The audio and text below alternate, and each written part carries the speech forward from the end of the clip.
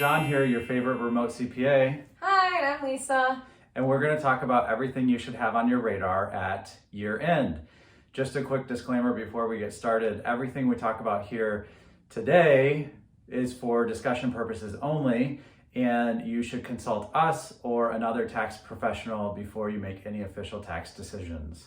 Yep, and as John mentioned, as we're coming up to year end, a lot of questions from our clients around what do I need to provide? How engaged do I need to be? Do you have everything that you need? And this video is to help guide you through the process to make sure that it is smooth as possible and that you feel prepared going into the new year.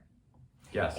And so to get started, the first question that I have for John, year end is here and I'm so overwhelmed and I don't know where to start. What should I do first?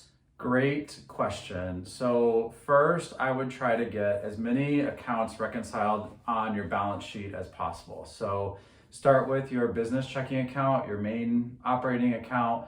Try to get all the transactions added from the bank feed, or try to take your bank statement and make sure that all the transactions are entered in QuickBooks.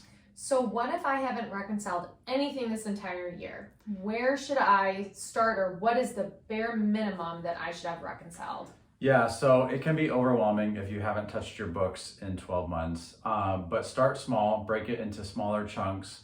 Start with January and just do that month, then take a break, come back to February, and continue on, so forth, so on, and then try to get reconciled all the way up through the end of the most recent month, so that ideally you're reconciled before the end of the year. If you let an entire year go by without reconciling, still break it into smaller, more manageable chunks and use it as a learning lesson for next year so that you keep up on things more frequently. And that's really helpful. Can you elaborate a little bit more on the reconciliation? It seems a little too simple. Is there anything else that you would need to do? Yeah, so if you're starting your QuickBooks file from scratch, you want to make sure that you have the right chart of accounts set up. So all of your income and expense accounts should describe your revenue streams and the categories that you use for expenses, and this will be the backbone for everything that you use on your tax return. So without the right chart of accounts, you could be doing yourself a disservice if you're just adding transactions randomly in the bank feed with the QuickBooks default chart of accounts. And for the chart of accounts, it's definitely not one size fits all. QuickBooks probably started you with a default chart of accounts, but there are probably quite a few of those accounts that you will never use, and then there might be some other accounts that you should add that adds a little more description to your profit and loss statement and makes it easier to fill out your tax return. How important is updating the chart of accounts? It's pretty important, and it's something that you need to look at every year because as tax law changes, some of the descriptions on the chart of accounts needs to change. For example, with the Tax Cuts and Jobs Act, we saw a near elimination of any entertainment deduction, and previously, I think even now, QuickBooks starts most people off with a default meals and entertainment account. And so in the future, you'd want to make sure that those two accounts, meals and entertainment, are split, and you're basically only deducting the meals on your tax return. Yeah, and I'm aware that the chart of accounts doesn't apply to just the P&L, it also applies to the balance sheet. So when I'm reconciling, I have to do everything.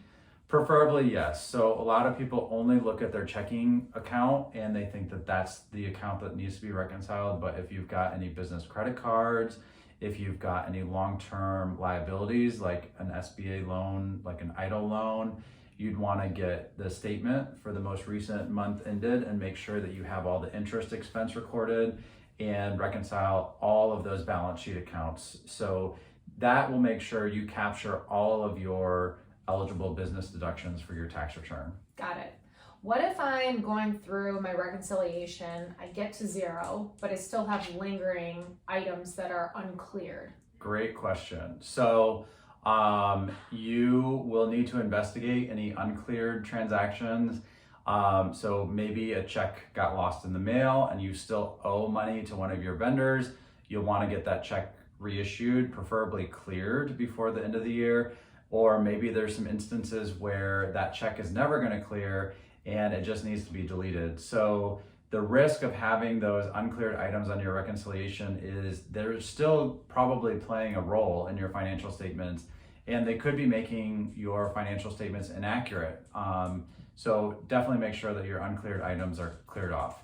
Do uncashed checks also count as uncleared items? What if I have a check that I wrote to somebody that hasn't been cashed yet? Yeah, so that would show up in your uncleared items, and you'd want to find out if that check is ever going to clear. If so, get it cleared, get it reissued, get it out of the uncleared items, and ideally when you complete your last reconciliation for the year, you won't have any uncleared deposits or uncleared checks. Great, okay. And how soon can I reconcile all the months once I receive my statements? Or what is the latest I can send my statements to my accountant to do my bookkeeping by year end? Yeah, so the soonest we see is usually the first week of January, because most banks will give you your statement within just a few days of the end of the month, which is great. The sooner makes it so much easier on so many levels, not just from a bookkeeping standpoint, but really calculating your tax liability and making sure that you're covered with estimated tax payments. The sooner we can get it done, the better. As far as the latest, if we don't have statements by February 15th for the prior year, chances of us filing on-time return are slim. So most likely you're going to have to go on extension. And no one wants that. Usually not. What is the importance of undeposited funds, uncategorized assets, and uncategorized expenses? Even though I've reconciled everything, sometimes they're in these buckets, so to speak, on the P&L. What is the significance of, not categorizing them in the right, account that they should be?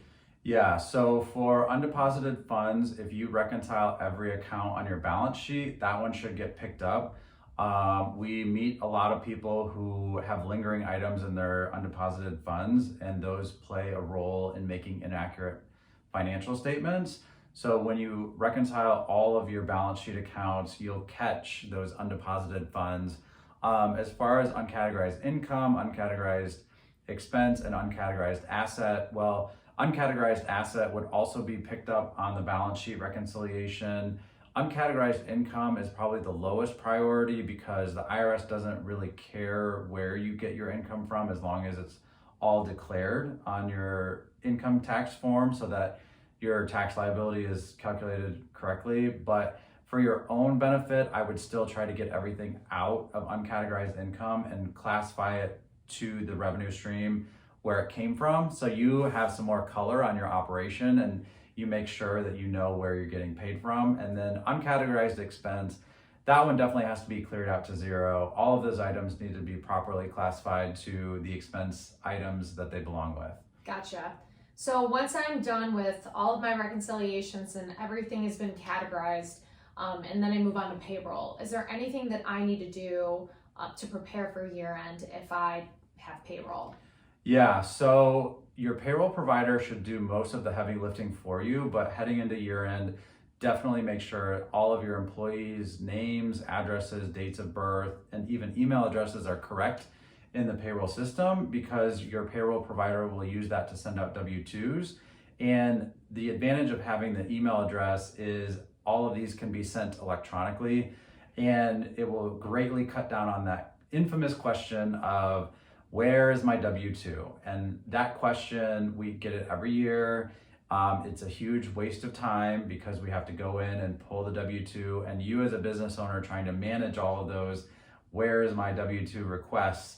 It just gets overwhelming, and you would be better off spending your time on your main operation. So for payroll, definitely make sure all of the employees' contact information is up to date, especially email address. Got it. Well, thanks for that. Next question that we have is, I bought equipment this year. What should I be aware of?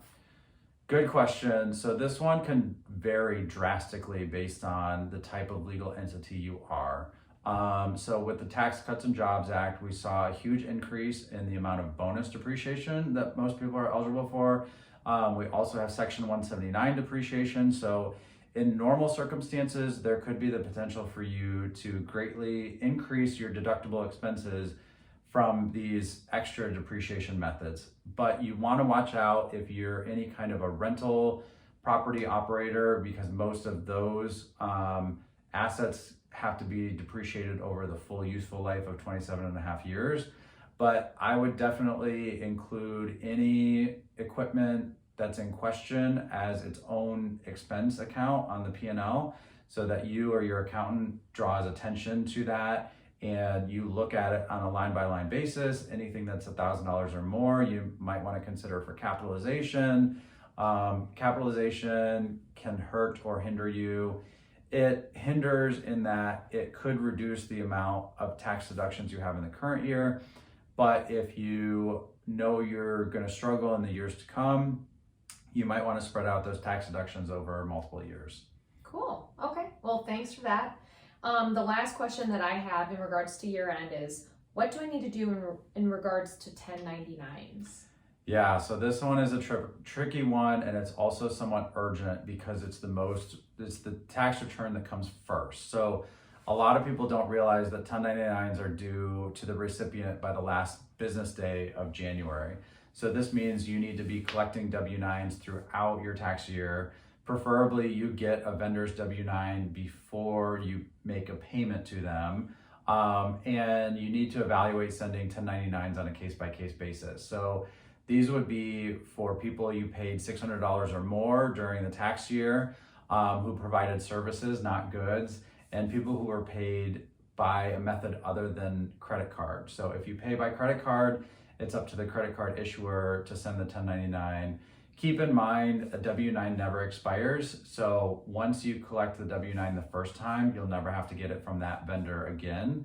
And definitely make sure that you're ready to send the 1099s out by the end of January, because just because you have a tax return deadline in March, April, or May doesn't mean that the 1099s aren't due at the end of January. So you'll probably have to start working on this one before your fiscal year even ends. Does the method of payment matter? I've heard a lot of buzz about Venmo and $600 and, I'm paying my friends and my family. Does that matter? So if you pay with a credit card, it will be the credit card processor that sends the 1099. And otherwise, Venmo and PayPal, they fall under that same 1099K requirement, which has just been delayed. So all of those rumors, they'll apply to a future tax year, but not currently to the 2022 tax year that we're ending. That's right good. Now. Another misconception though is just because you paid someone $599 or less doesn't mean that those are non-taxable wages, or that old saying, getting paid under the table. It just means that you don't have to issue the form. So whoever received that payment from you for $599 or less, it's their responsibility to declare that on their own tax return based on their tax situation. Got it. Okay, well, that's all the questions that I had. Thank you, John. That was really helpful. I hope that was very insightful for our viewers. Thanks again for listening. I'm Lisa from Remote CPA. And I'm John. Happy year-end bookkeeping. Enjoy and stay sane.